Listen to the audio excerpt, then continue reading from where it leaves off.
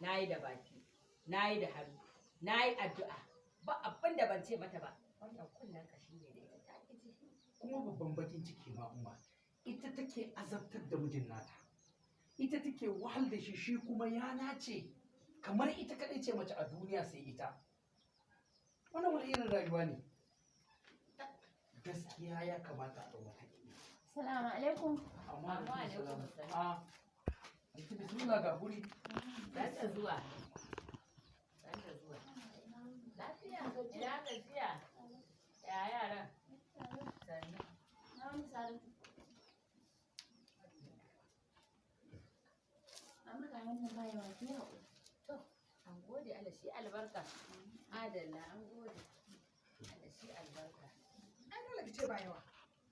Ke kai kin so ka ba. Ya ji ka kullu. Yanzu ka shagon nan da ya yi salisu